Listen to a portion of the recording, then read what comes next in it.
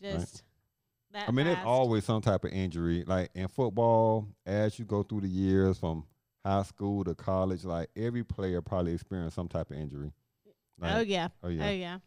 So we're gonna get to predictions. So What the bosses view, you gotta sacrifice. You wanna move like bosses move. YMA, Young Millionaires Association.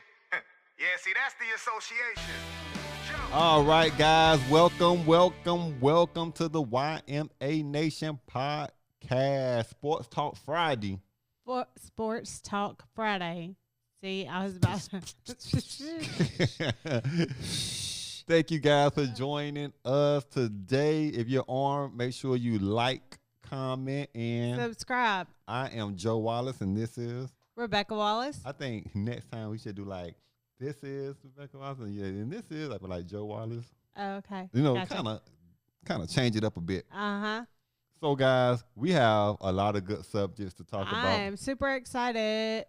Today's show is brought to you by YMA Financial. YMA Financial, the experts in business startups and expansion. Make sure you check them out online, www.ymafinancial.com, www.ymafinancial.com. You can also call if you have any questions or for a free phone consultation at 864-249-1439. I got it all locked up here. You got it. Let's you got go. it.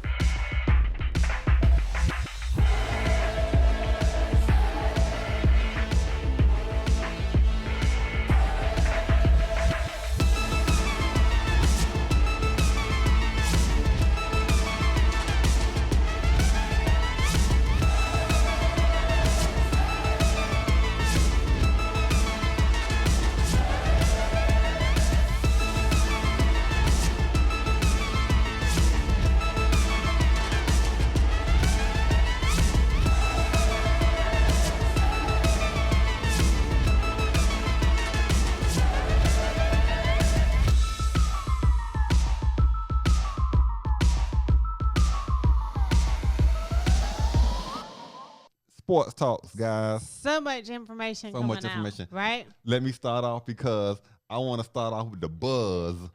The Okay, buzz. You start off with the buzz. The buzz. Okay. Sha'Carri Richardson. Okay. Sha'Carri Richardson. So, just if you're on and you haven't heard the news, or the ladies, you haven't been keeping up with the Olympics, this is one of the hot topics in the Olympics, right? So, she was suspended, Right. because she had tested positive for a drug substance that's found in marijuana. Right. So she was not able to run. So they had her on suspension for 30 days. So she missed the front part of the Olympics in Tokyo, right? And then, so she came back and ran on the 21st, August the 21st, on 100 meters for women, and came in 9th place. And I mean, she's like a top tier runner, but she came in last place. But she was off for a month. Mm-hmm. So I was curious. I was like, was she training for the month during that period? Because the top 3 runners that came in, they was all from Jamaica. Uh-huh. That was interesting, huh? Right. Right. So congratulations to those winners. But the reason that we're going to talk about this is not because of the race, but it's the aftermath of everything that's been happening since the race. Mhm. So I like to go over facts, right? And I don't want to cut anything out. So after the race, she had an interview. Right after the race, like right on the side, she had an interview. And her response was, it was a great return back to the sport. I wanted to be able to come and perform, having a month off, not upset at myself at all. This is one race. I'm not done. You know what I'm capable of. I think that was an excellent, the way she responded to that. Right. I just think that was good. I just feel, my opinion is, she should have stopped right there, because that was good. But she kept going. And this is where I was like kind of on the edge, right? Because there's been like a lot of, people putting in their feedback, whether positive or like saying things about her Right. that it probably wasn't appropriate. But anyway, she kept going. She said, "Count me out if you want to. Talk all the S word. Talk all the S you want, because I'm here to stay. I'm not done. I'm the 6th fastest woman in this game ever, and can't nobody ever take that from me. Congratulations to the winners. Congratulations to the people that won, but they're not done seeing me yet, period." It's not that bad, but the way it started off, you're talking about on a global platform, you came in last place, so some people, if you read like the responses, people calling her like a sore loser. It was not appropriate. The response was not appropriate. It was just, she's like right on the edge. So since then, it's just been like, I don't know, seems like it's going downhill with all the comments and the Right. responses. What do you think? Before you comment though, she's 21 years old. So I do feel that age is a factor in a lot of the responses and comments that she's saying is tied to her emotions. And I think as you mature, then you learn how to split the two. You don't want to, you saying no. I just want to talk about Clemson. I mean, she said what she said.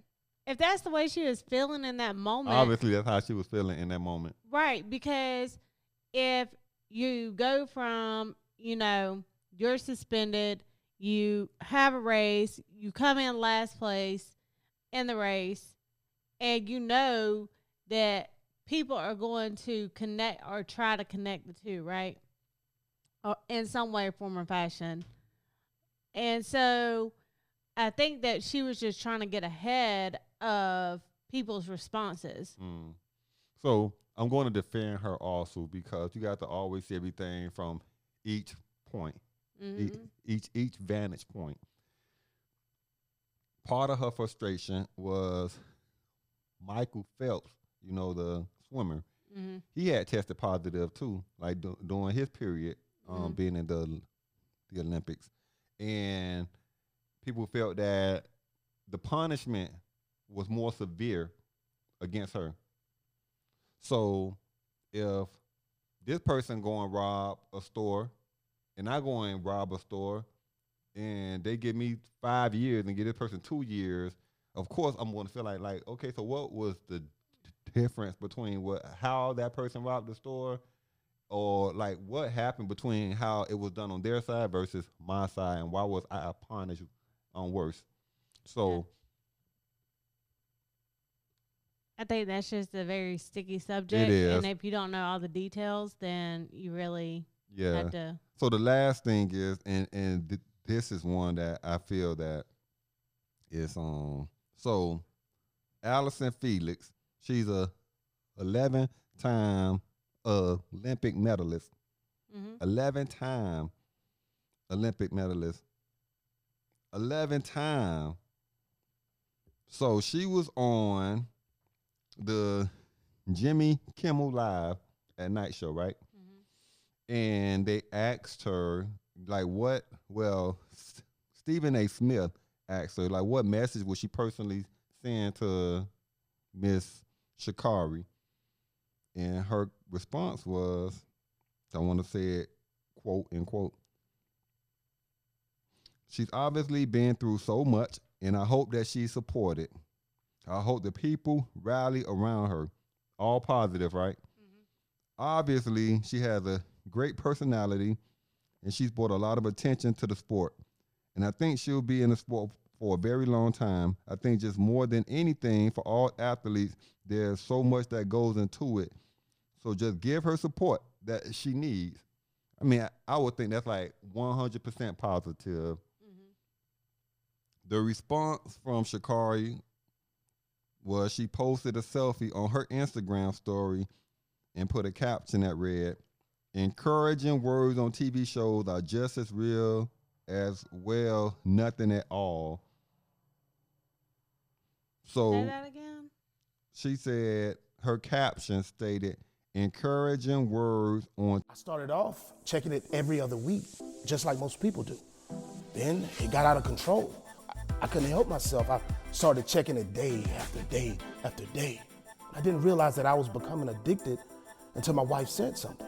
What did she say? She said, "It's just a credit score, relax."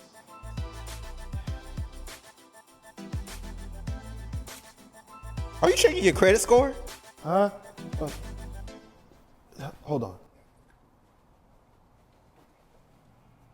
TV shows are just as real as well nothing at all. So it's like saying that you might as well don't say anything because it's not real, it's not heartfelt. That's how she felt. You just signed with like that's how she felt. I'm just saying, like, okay, if I'm in a realm of something that I do, right? Mm-hmm. And if I feel like that I have this person over here and they're like, "Oh yeah, you sold 5 houses, hooray for you," or whatever, but then they turn it around and doing something different, then that's how I'm going to feel in that response. Right. So if you... So I guess we don't know the underlying factors. Right. So maybe she's saying that you get on TV and you're saying, "Oh, support, support, support." But in real life, are previous Olympians going in and giving the support to people who are now training and doing things and understanding how to handle the pressures and the stresses? Because if you're not getting that support, then you really can't. That's just like in football. You know what I'm saying? Like, if you have players and they're like, "Yeah, I hope he's getting the support that he needs to be able to do what he wants to do." But if you're not actively doing anything to help the sport or help the trade, you're just getting on a podium and speaking, then it doesn't mean anything. What do you guys think? It's interesting to see down in the comment section. Leave some feedback. I'm interested in seeing the feedback. What's your perspective? Maybe you have more information on the situation. So it'd be good, like, reading from the viewers, what they said. So I'm because I took up a lot of time. I'm gonna turn it over to you. On a lighter note, football's here, guys. Football is Thank here. goodness. We're days away Lord from the have kickoff. mercy. Thank you. We are days away from the kickoff. Oh, Lord. But I got news on the front. So I'm going to do the news, and then I'll go through some of the top games coming out this week. Okay. And my predictions on the games. Oh, we got predictions too? Okay. Yeah, because this is week 0. This is the starting week. All right. Well, you don't have that much time because, you know, I pretty much did the whole show. Thank you. Thank you for that. So, don't know if you heard or not, but, you know, Texas and Oklahoma joined the SEC, right? Mm-hmm. So, the ACC, the Big Ten, and the Pac-12 now have formed an alliance. An alliance? Yes. It sounds like Voltron. So this could impact, like, there's no set, you know, we're going to start playing each other or anything like that, like during the regular season. Mm-hmm. But people are predicting that's what's going to come. Okay. So, like, your out-of-conference games are going to be like, you could see a Clemson, Ohio State, a game opener in the future. Wow. So, big news out of that. And they said it's nothing clear, nothing set in stone. It's just an era of cooperation to give some type of stability to the football sport. And I guess other sports as well to come. But the collegiate model, they said. The collegiate model. Yeah. Collegiate model. All right. So. That'll be interesting, though. It will. Well, it will be interesting because it's going to happen, be fun, right? So, also in other news, Travis Etienne, he went to Jacksonville with Trevor Lawrence. Right. Trevor Lawrence was named the starting quarterback for week 1. This week they named him. Yep. But Travis Etienne was injured in the preseason game. And he could possibly be out for the season. He has to have surgery. He had a foot injury. Wow. Not Etienne. Not Etienne. Hold on. Not Etienne. Etienne. And then that's how we feel about it. That's not how we feel about it. That's how we feel about it. No, it's got to be magical because he'll be back. He will be back. I mean, Right? That's that magic sprinkle right but we're there. sad for this season because we wanted to see him and Trevor go into Are the they saying he's going to be season. out for the whole season? Possibly. Oh, He has to wow. have surgery. So,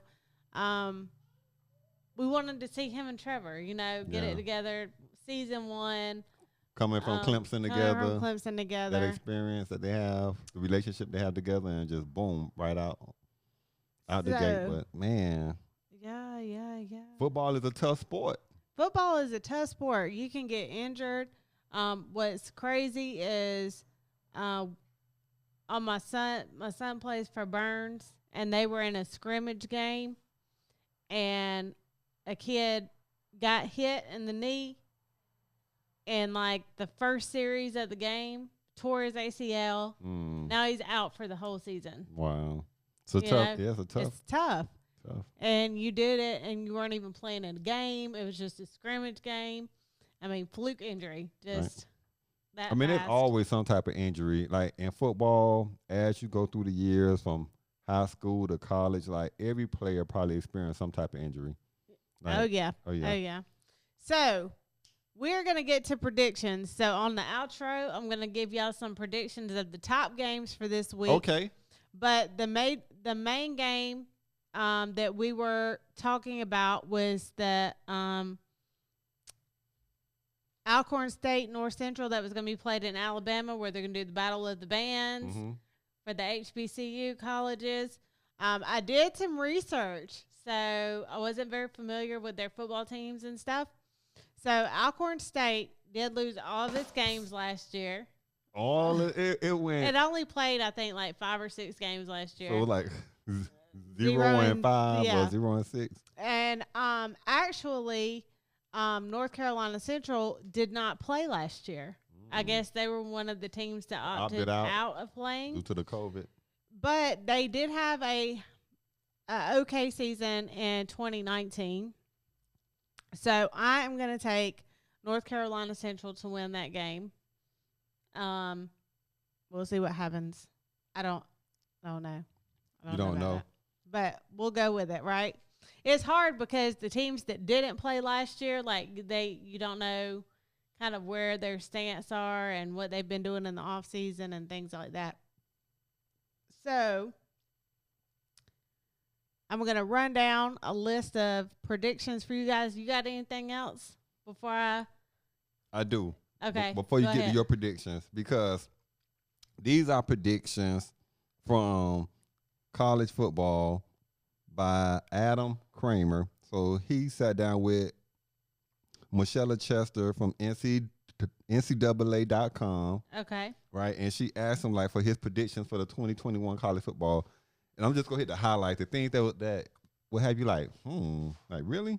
So they asked him about the Heisman Trophy, but they asked, what team will surprise you this year? What team is going to be that team that surprised you this year? Everybody's saying Oklahoma. He said Coastal Carolina. Really? Yes, he said Coastal Carolina. He said they performed well last year. They did? He said they performed well last year, and he expected them to do it again. They have a will, but their remarkable strength of season. schedule is going to kill them. That's why they're not going to be able. They're in the same boat as the UCF. When UCF went like 2 seasons without losing a game, and they don't have the strength of schedule to really make it past a certain point. Right. But he said he's going to be a surprise, so we'll see if they go undefeated, where that leads them to. Right. What's going to be the 2021 game of the year? He's predicting Georgia versus Clemson. Georgia Clemson. Yep. Thank so you. He said Yes. Georgia versus Clemson is going to be the game of the year That game they're saying is going to make or break season. That for both of them, for either one. either one. Either one. Yeah. What is the boldest prediction of the season? The boldest prediction of the season, he's saying that Alabama will not get to the college playoff. That's the second time I heard that. The second time I heard that.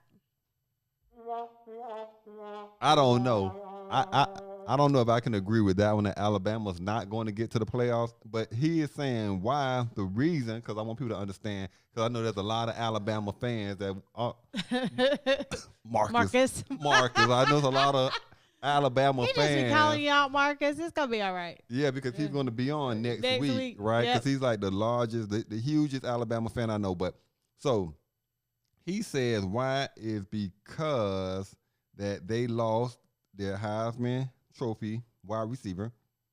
They lost their quarterback. They lost one of their top, another top wide receiver that got drafted. And they lost one of the best running backs in the school history. So he said with that whole lineup on the offensive side, including some of the defensive talent that they lost, that he just feels that they're not going to get to the playoffs.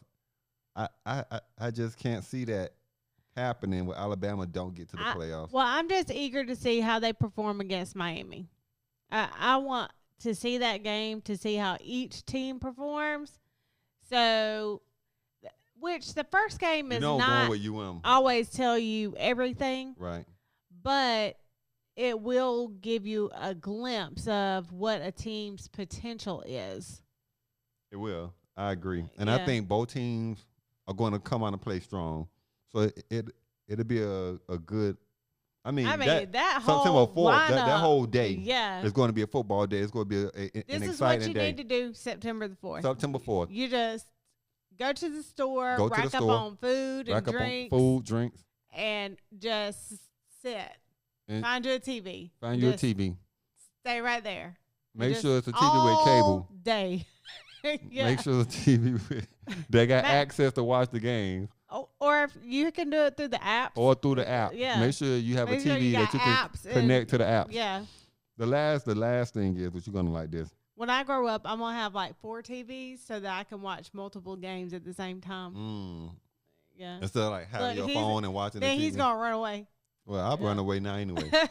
If it's not my team's playing, I don't even waste my time.